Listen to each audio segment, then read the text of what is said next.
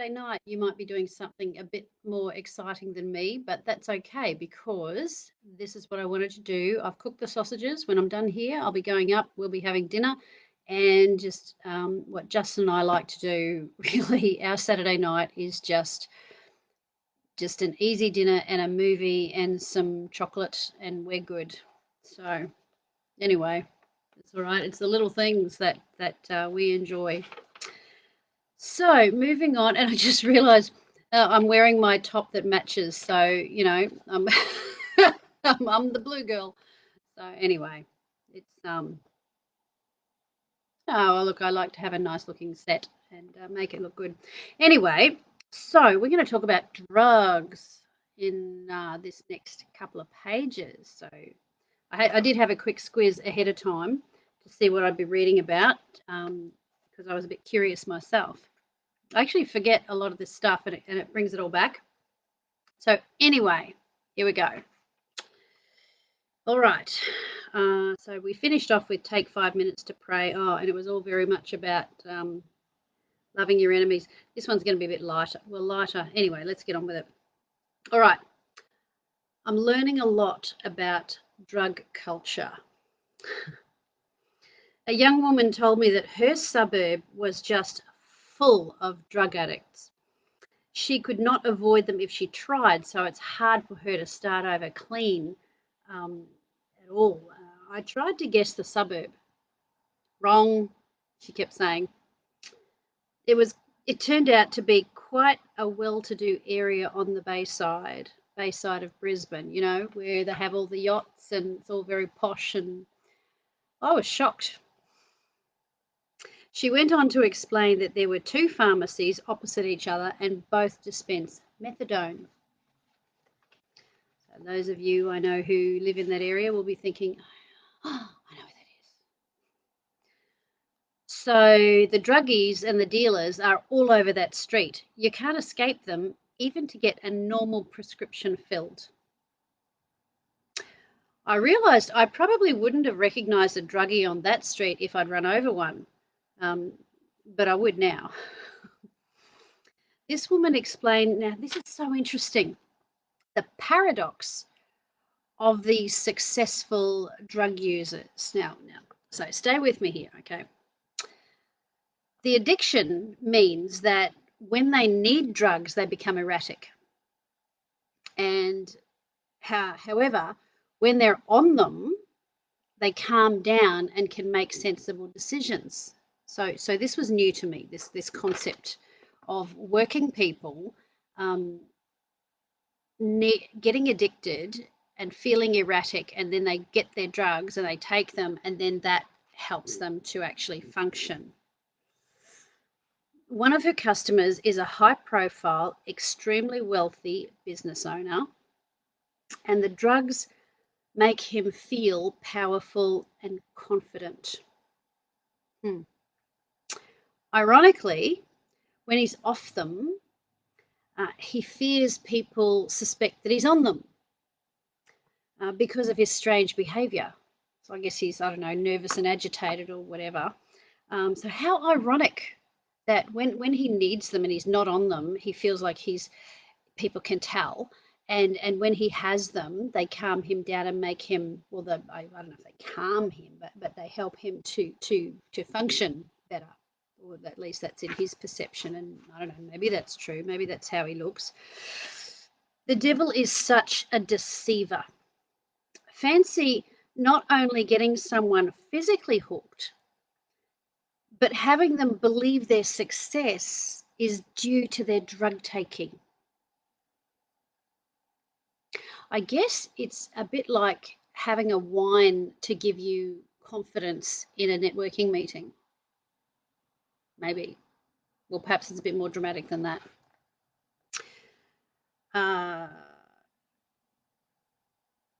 Right, so fancy not only getting someone physically hooked, but having them believe their success is due to their drug taking. In the meantime, their lives are robbed. I've since read a newspaper article describing the types of drugs that different professions... Just moving this a bit closer, sorry.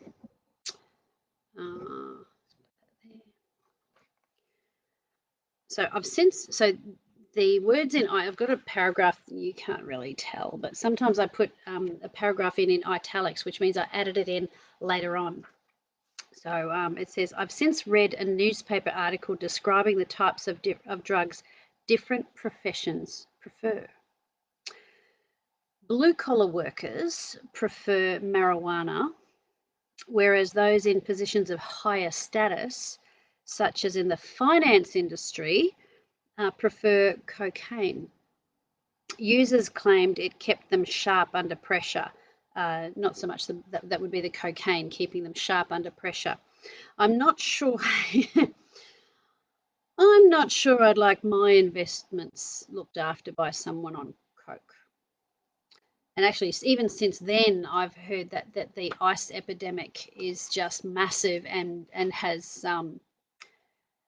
blue-collar workers, tradies, a lot of them have been addicted to ice, and that can be a huge problem. So, when you're hiring someone to do some work on your house, you know, you've got to do some due diligence on them and take secure measures. So, I mean, most tradies are great.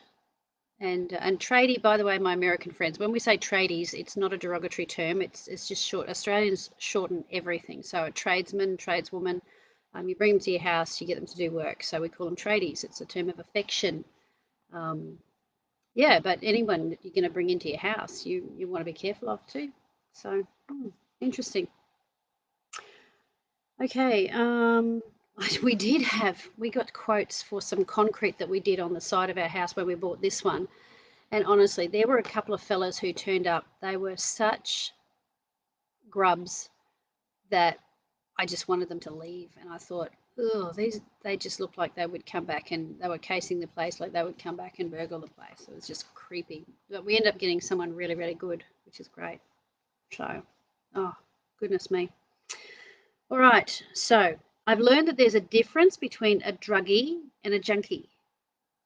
There's a difference. I used the latter term, and one of the girls pulled me up saying, "That's a really derogatory term. You're being insulting."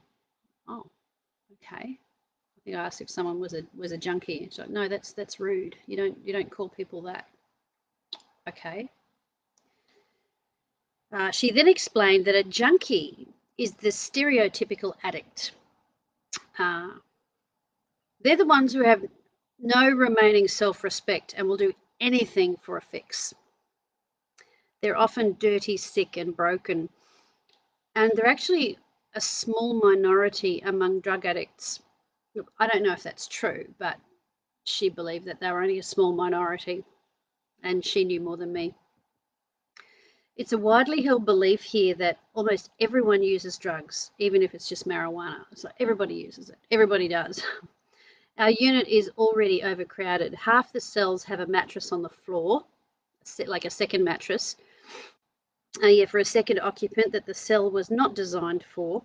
With the new random drug testing of drivers, so that was just coming in with people having to do the tongue thing to see if they're drug driving. So we're expecting to be overflowing in here before too long. I don't think that's happened. I think that they tend to get off with more like a fine. I don't know how that works. On a lighter note, these same girls are a lot of fun. They can be a bit edgy if their methadone is delivered late. That happens. Other than that, they're perfectly normal, or perhaps not because they love my singing. We had a pleasant day because the buy-ups were delivered. This is where we receive our orders of personal items, coffee, and tobacco for those who smoked. So we were supplied with tea bags, but we had to order coffee. I think it's because the the drug addicts tend to, I don't know whether their sense of taste has been affected, but they will often put like a tablespoon of coffee in instead of a teaspoon. And I did notice that, and I'm like, what? I noticed it after someone asked if they could borrow my coffee. Buy these little international roast little tins, the little round ones, and I said, yeah, you can have some coffee, and it came back half empty. So and that's when I noticed. I went, oh, okay, right, fair enough. Things we learn. All right. So after dinner one day, I offered to sing a song. Yep.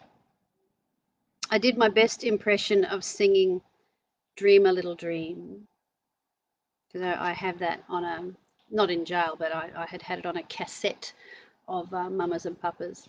So I like that one. They all said, "Wow, you're so good." I can carry a tune, so the bar is not set very high. The trick is to sing where the acoustics are most flattering. I won't be auditioning as a psalmist anytime soon. Don't worry, Becky and Aaron, Lucas, City Point Church music leaders. Don't worry, Australian Idol. I won't be auditioning anytime soon. So, you know what? If okay, so I'm feeling a bit reckless.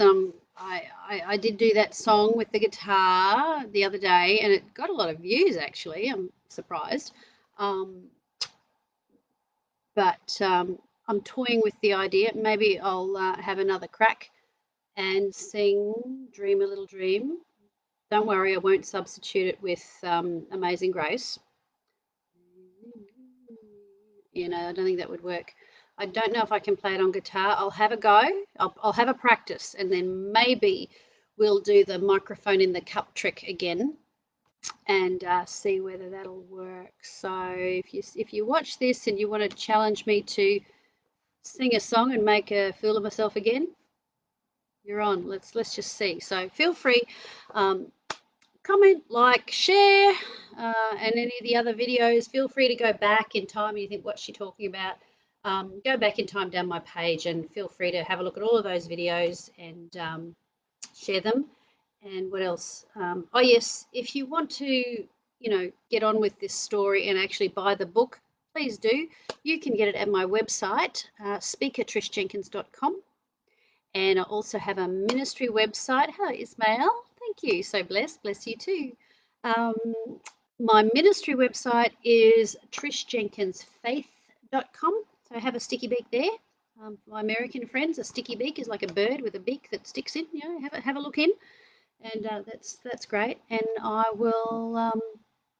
should be on tomorrow. I probably should do a preach, shouldn't I? But I guess I do enough during the book. Well, you never know. You might get lucky. Then I'll bang on about how to forgive people and all the topics that nobody wants to preach about because they're unpopular, but they actually work. So, actually, I'm waiting for a time. I've read a book called Gaslighting, and I'm looking for the right time to do a book review on this one um, because it's brilliant. But when the time's right, I'll do that as well. But it was so good.